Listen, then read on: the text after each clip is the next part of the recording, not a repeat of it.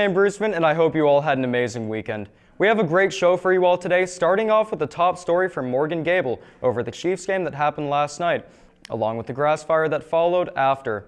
Following this, we will have our sports report from Brooks Babcock, and last but not least, a mini documentary from Brooks, Charlie, Cheyenne, and Morgan about an LHS athlete who works to overcome an injury.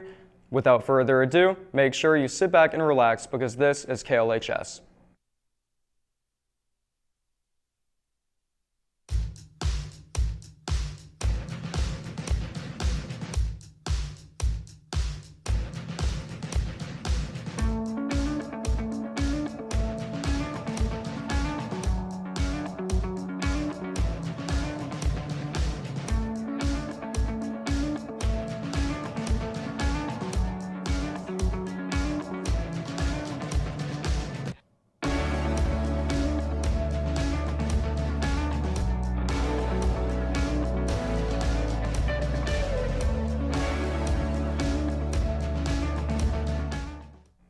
Last night was an eventful night for the Chiefs fans and Kansas City residents alike as the Chiefs narrowly defeated the Bengals to make it to their third Super Bowl in 4 years, followed by a wild grass fire right outside of Arrowhead Stadium shortly after.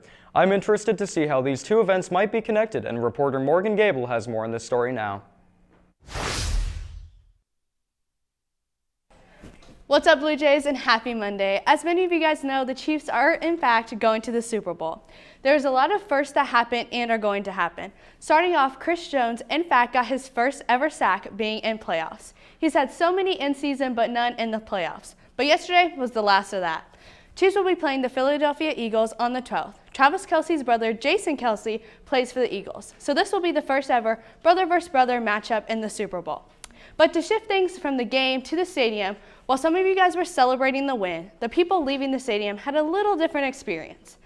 As everyone was leaving, there was a grass fire that happened. According to KMBC News, the fire department believes the fireworks from the game may have caused the grass fire. However, they have not determined an actual cause. On top of the dryness and the wind outside. Thankfully, everyone was safe and no one got hurt. Well, Jays, that's all I have for you today. I'm Morgan Gable from KLHS, signing off. Morgan for that top story. I'm sure I speak for everyone when I say I'm glad to see that the situation was handled the way it was. Moving on into our daily announcements. This week is in fact a Spirit Week as our varsity boys and girls basketball teams prepare to battle it out against North this Friday. Today is Crazy Hair and PJs, Tuesday is Animal Print, Wednesday is School Spirit Wear, Thursday is Red, White, and Blue, and Friday is Camo. Make sure you go all out to support our Jays. The purpose of this Spirit Day is to raise money for service dogs for veterans, and you could donate at the designated donation table at lunch. In other news, the Forensic Showcase will be happening Friday, February 10th from 7 to 10:30 p.m. in the PAC. This will serve as an opportunity to watch our LHS competitive theater team perform their forensic speeches. If you would like to attend, admission only costs you a large bag of candy in spirit of Valentine's Day. Make sure you come and enjoy an evening of incredible performances from our talented speech and debate members. That is all the announcements I have for you today, Jays. After this quick commercial break, reporter Brooks Babcock will be giving us the insight in today's sports news, followed by a mini documentary from Brooks, Charlie, Cheyenne, and Morgan about Tim Texiera's road to recovery.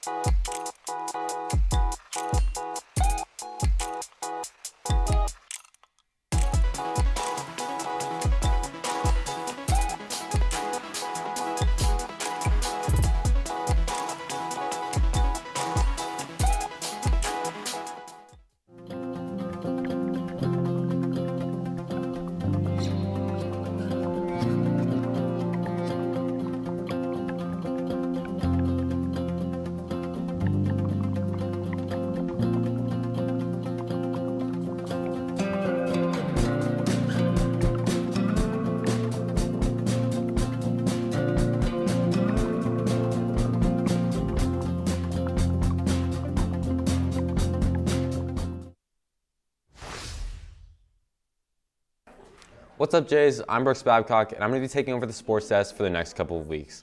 I hope you all had a great weekend like our wrestling teams did. They competed in the annual George Hoover Invitational over the weekend, where our women's wrestling team wrestled great and finished 4th place in the tournament. As for our men's team, they took first and were crowned the champions for this year. Gavin Linsman won Outstanding Wrestler Award for the tournament, so great job Gavin and all our men's and women's wrestlers.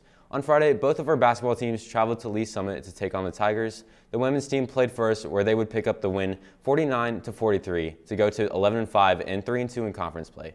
Marina Toms led the team in scoring and dropped 14 points on the road. The men's team played next and unfortunately lost a close one, 45-48. Zach Aganovich played great and led the team in scoring with 17 for a second high scoring game of the season, but it wasn't quite enough as the men's team would fall to 8-10. Lastly, our JV women's swim team had an amazing conference. 19 out of 22 races were the best times, and they took home 14 individual medals. They also had their best relays and medaled in all 3.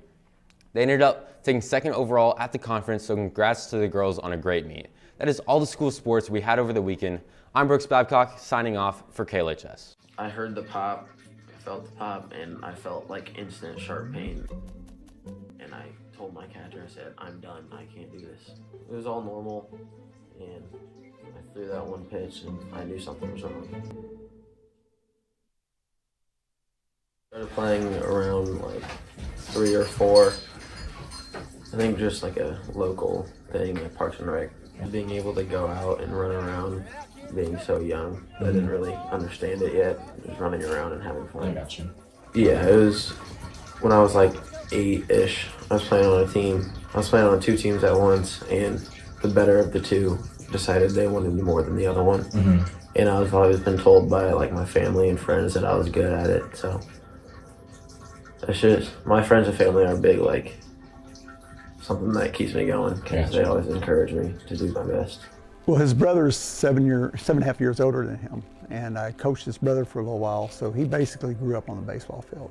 You know, I mean, when he was 3 or 4, he was out trying to shag fly balls with 10 and 11-year-old kids, you know, so he was always at the baseball field. So it would just seem like a natural thing to him, and he picked up on it real quick. This most recent summer, actually, whenever I got invited to the PBR Future Games, and it made me realize that my pitching is above average. You're on the team with like the best 2024 players in Missouri against other teams of the best 2024 players in that state. So being a part of that made me realize that, hey, I'm good. Like, I'm what people are looking for. Nothing bothers him when he pitches, and some of the coaches used to like to use him for a reliever, because I mean, he come in bases loaded, nobody out, and it doesn't bother him. A lot of kids it bothers.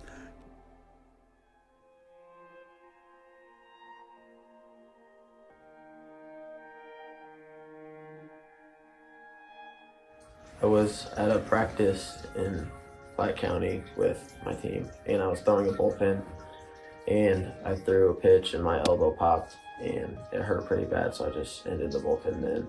I didn't really think anything of it at first. I was like, probably just overused, so I just let it go for a little bit.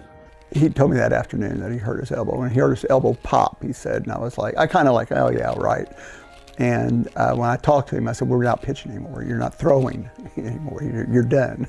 After like 2 weeks, it was still hurting pretty bad. So I told my parents, I was like, I think I need to go to the doctor for this. Originally, they thought it was just like overuse and like little league elbow type stuff. So they said just like let it rest and go to PT for it. And then I had to go get an MRI on it. From the MRI results, you have a slight tear in your UCL, and that was hard.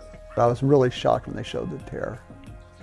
I just didn't know how I was going to deal with it. Like, my career is in pitching, so I want surgery. The time it took to get my arm to straighten all the way out took a while, and it was painful. It's difficult because baseball's my life. It's like one of the only things I truly enjoy doing. So watching everybody else do it whenever I can't is a struggle. It's just always been my dream to play at the next level in baseball, whether it's college or low chance of getting drafted. It's just been my dream to play at the next level. So that's what's keeping me motivated to keep going PT and working on it. Trust the process, trust the doctors and the physical therapists. They know what they're doing, and it's not gonna be fun, and it's gonna suck, it's gonna be hard, but make sure you're doing everything you can and do, like, my physical therapist gave me like exercises to do at home to help it. Make sure you're doing those because they help a lot.